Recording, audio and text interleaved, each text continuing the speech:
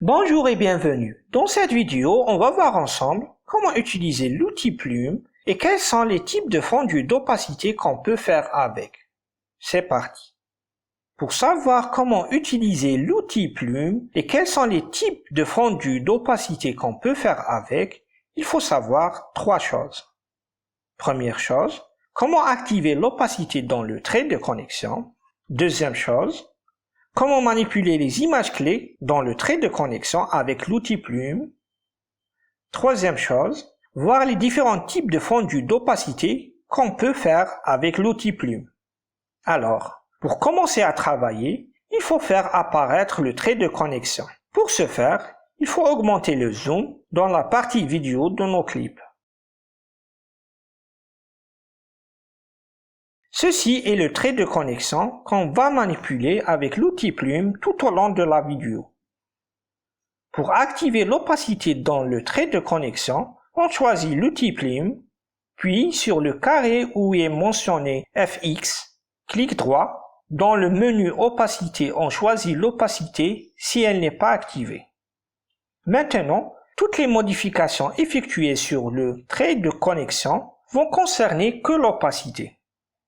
Pour créer des images clés d'opacité, on choisit un endroit sur le trait de connexion et on clique dessus avec l'outil Plume. Pour diminuer l'opacité à un endroit précis, on crée un point à cet endroit et on le fait descendre. Pour faire un fondu noir au début d'un clip, je prends la plume, je place une image clé à une distance du début du clip et une deuxième image clé au début du clip. Je fais descendre la deuxième image et j'ai donc un fondu en noir au début du clip. Je peux avoir un fondu en noir plus long en éloignant la première image de la deuxième. Chacun a ses préférences.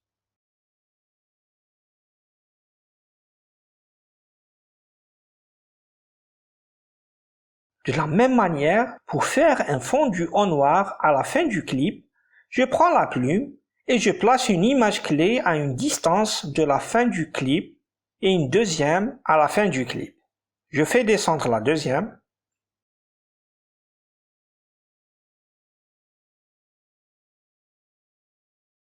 Je peux avoir un fondu en noir plus long en éloignant la première image clé de la deuxième.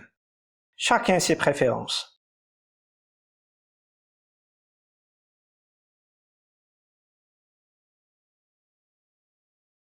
Maintenant, je vais faire un fondu en noir à une coupure.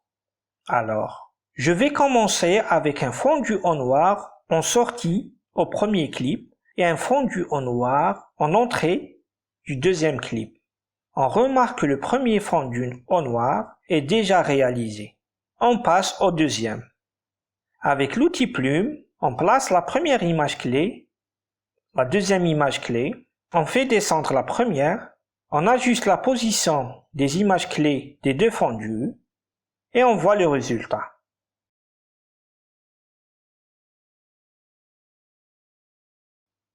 La durée de la transition est très longue. On va essayer de la réduire. Pour ce faire, on rapproche les images clés des deux clips vers la coupure et on revoit le résultat. La durée de la transition reste toujours très longue. On va essayer de positionner la deuxième image clé du premier clip et la première image clé du deuxième clip dans la coupure pour ne pas avoir un délai d'attente lorsque l'écran devient noir. On ajuste la position des autres images clés des deux fondus. On revoit le résultat.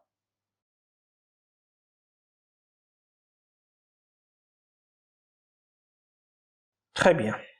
Maintenant, chacun a ses préférences. Vous pouvez jouer sur la position des images clés.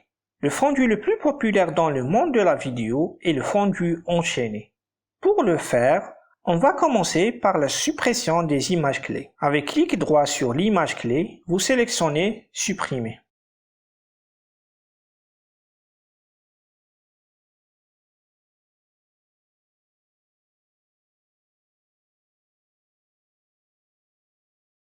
Pour réaliser le fondu enchaîné, il faut que les deux clips se chevauchent.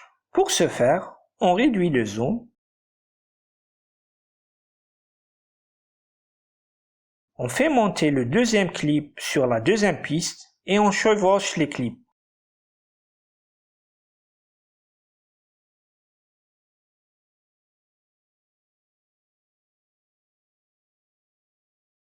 Avec l'outil plume, on place la première image clé du deuxième clip au niveau de la fin du premier clip. La deuxième image clé du deuxième clip, on la place au début du clip. De la même manière, on place la première image clé du premier clip au niveau du début du deuxième clip. La deuxième image clé du premier clip, on la place à la fin du clip. Maintenant, on fait descendre les images clés des extrémités des clips et on visualise le résultat.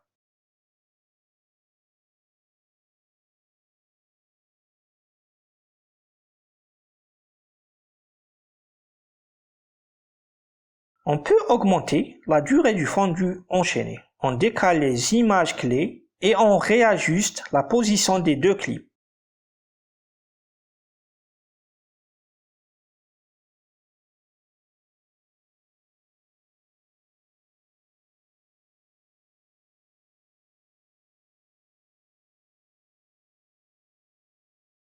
On visualise le résultat. Bien. Pour avoir des fondus enchaînés de bonne qualité, on va manipuler la courbe de Bézier. Pour ce faire, CTRL-clic sur les images clés des deux clips.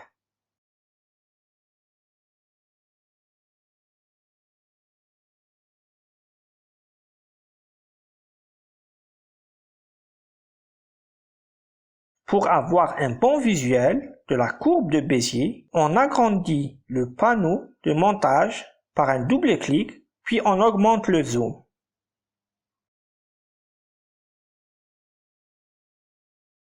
On étire les petites lignes autour des images clés de manière à ce qu'on obtient une forme ondulaire. Cela améliorera le rendu du fondu enchaîné.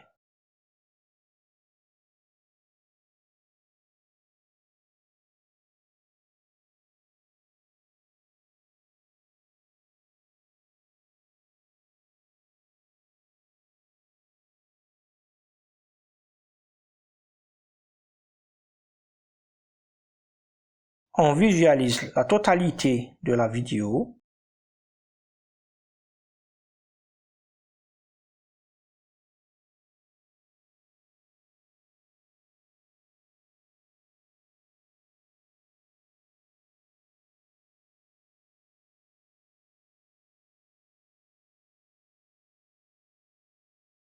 Pour améliorer ce rendu, on va manipuler la courbe de Bézier au début et à la fin de notre vidéo. À la fin du deuxième clip, CTRL-clic, puis on étire la petite ligne bleue. Un autre CTRL-clic, puis on étire. De la même manière sur le début du premier clip, CTRL-clic, et on étire. Un autre CTRL-clic, et on étire.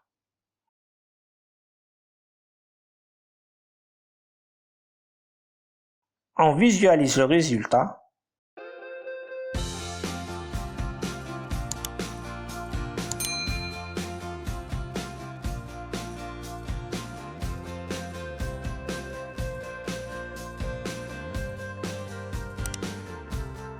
Très bien. Si vous avez des questions, n'hésitez surtout pas en commentaire et pourquoi pas me donner des conseils.